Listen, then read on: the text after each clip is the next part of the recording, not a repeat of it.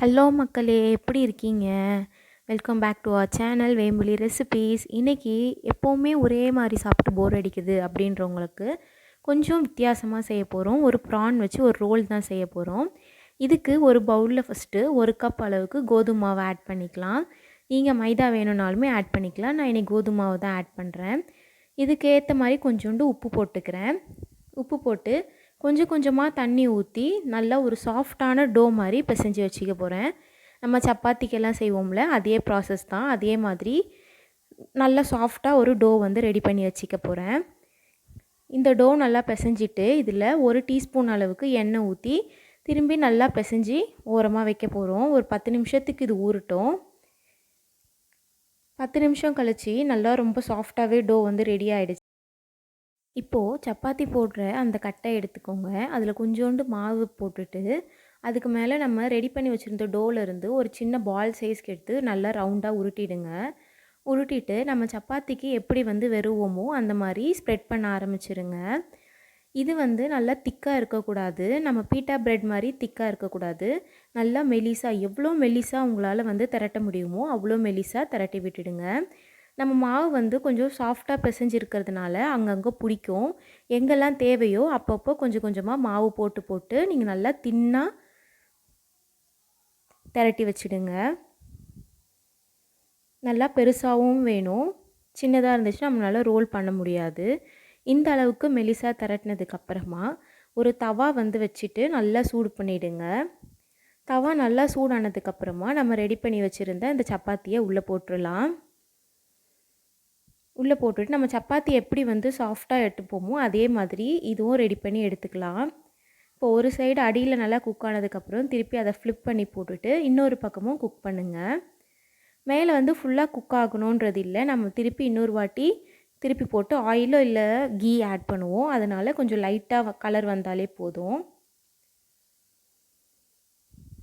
இப்போ நல்லா உப்ப ஆரம்பிச்சிடுச்சு. இந்த மாதிரி திருப்பி போட்டு நல்லா ப்ரெஸ் பண்ணிகிட்டே இருங்க.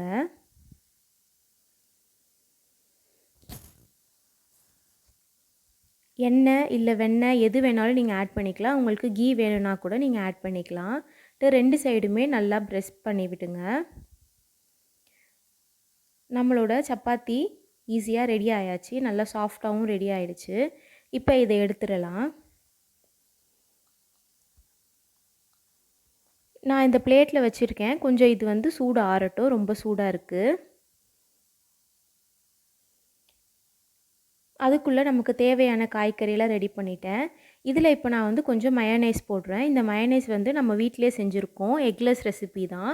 ஆல்ரெடி இதை நான் அப்லோட் பண்ணியிருக்கேன். இந்த ரெசிபியோட லிங்க்கும் நான் டிஸ்கிரிப்ஷன் பாக்ஸில் வைக்கிறேன். செக் பண்ணிக்கோங்க. இது ஃபுல்லாகவே நல்லா ஸ்ப்ரெட் பண்ணிக்கோங்க. உங்களுக்கு வேணும்னா இதிலே கொஞ்சம் கெச்சப்பும் ஆட் பண்ணிக்கலாம். நான் ஃபைனலாக தான் கெச்சப் ஆட் பண்ணுறேன். இதில் நல்லா தின்னாக ஸ்லைஸ் பண்ணி வச்சுருக்க வெங்காயத்தை நம்ம எப்படி பிரியாணிக்கு அறிவோமோ அது மாதிரி நீட்டாக கட் பண்ணி வச்சுருக்கேன். ரொம்ப மெலிசாக கட் பண்ணி வச்சுருக்கேன். அதையும் ஆட் பண்ணிக்கலாம்.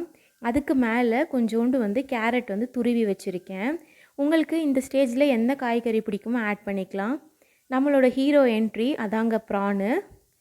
இதோட ரெசிப்பியும் நான் ஆல்ரெடி நம்ம சேனலில் போட்டிருக்கேன். அந்த ரெசிப்பியோட லிங்க்குமே நான் டிஸ்கிரிப்ஷன் பாக்ஸில் வைக்கிறேன். செக் பண்ணிக்கோங்க. நல்லா தாராளமாகவே வைங்க. ஏன்னா நம்ம ஹீரோ இல்லாமல் எப்படிங்க. வச்சுட்டு இதுக்கு மேலேயுமே நான் இன்னும் கொஞ்சம் வெங்காயத்தை போட போகிறேன். நமக்கு எப்படி பிடிக்குதோ அப்படி நம்ம செஞ்சுக்கலாங்க. குக்கிங்கில் இப்படி தான் செய்யணும் அப்படி தான் செய்யணுன்றது இல்லை. உங்களுக்கு எவ்வளோ பிடிக்குமோ செஞ்சுக்கோங்க. உங்களுக்கு சோளம் பிடிக்கும்னாலுமே நீங்கள் அதை பாயில் பண்ணி ஆட் பண்ணிக்கோங்க. இதுக்கு மேலே நான் கொஞ்சம் கேரட் போட்டுட்டு கொஞ்சோண்டு மிளகுத்தூளை ஆட் பண்ணிக்கிறேன். இதுக்கு மேலே கொஞ்சம் சாட் மசாலா ஆட் பண்ணிக்கிறேன். சாட் மசாலா கண்டிப்பாக ஆட் பண்ணுங்கள். இல்லைனா பிரச்சனை இல்லை, விட்டுருங்க. ஏன்னா இந்த மாதிரி ரெசிபிக்கு சாட் மசாலா ஆட் பண்ணும்போது ரொம்பவே டேஸ்ட் அட்டகாசமாக இருக்குங்க. ஆட் பண்ணிக்கோங்க. இதுக்கு மேலே நான் கொஞ்சம் லைட்டாக கெச்சப் ஆட் பண்ணிக்கிறேன். நீங்கள் வேணும்னா மயோனைஸ் கூடவே வந்து இன்னொரு ஸ்ப்ரெட் மாதிரி கெச்சப்பையும் போட்டு நல்லா பெரவி விட்டுக்கலாம். இப்போ இதை 2 பக்கமுமே வந்து க்ளோஸ் பண்ண மாதிரி ரேப் பண்ண போகிறேன். இது 2 பக்கம் மடிச்சுட்டு டூத்பிக் வச்சு குத்திக்கலாம். அப்படி இல்லை அப்படின்னா நம்ம இன்ஸ்டண்ட்டாக சாப்பிட்றோம் அப்படின்னா டூத்பிக் வச்சு குத்தி அப்படியே எடுத்துக்கலாம். இல்லை எங்களுக்கு ஃபில்லிங் வெளியே வந்துடும் அப்படின்னு நீங்கள் கொஞ்சம் யோசிச்சிங்கன்னா இந்த மாதிரி பார்ச்மெண்ட் பேப்பரில் வச்சுட்டு 2 சைடுமே நல்லா மடித்து விட்டுக்கோங்க. நல்லா டைட்டாக மடிங்க. லூஸாக மடிச்சிங்கன்னா ரோல் வந்து ரிலீஸ் ஆகிடும். அடுத்து கீழே இருக்க சைடு ஃபுல்லாத்தையுமே வந்து சென்டரில் டக் பண்ணி விட்டுடுங்க. அவ்வளோதான், நம்மளோட ப்ரான் ரோல் இல்லை ப்ரான் ரேப் வந்து ரெடி ஆயாச்சு. இது என்கிட்ட இருந்தால் எல்லாமே ஸ்க்ராட்ச் வச்சு தான் நான் வந்து பண்ணியிருக்கேன். உங்களுக்கு வேணும் அப்படின்னா நீங்கள் இதுலேயே கொஞ்சோண்டு வந்து கேரட்டோ இல்லை கார்னோ பன்னீரோ எது வேணுனாலுமே நீங்கள் ஆட் பண்ணிக்கலாம். ப்ரான் தான் வச்சு செய்யணுன்றது கிடையாது, நம்ம வெஜிடேரியன்லேயுமே செய்ய. ஃபார் வாட்சிங்.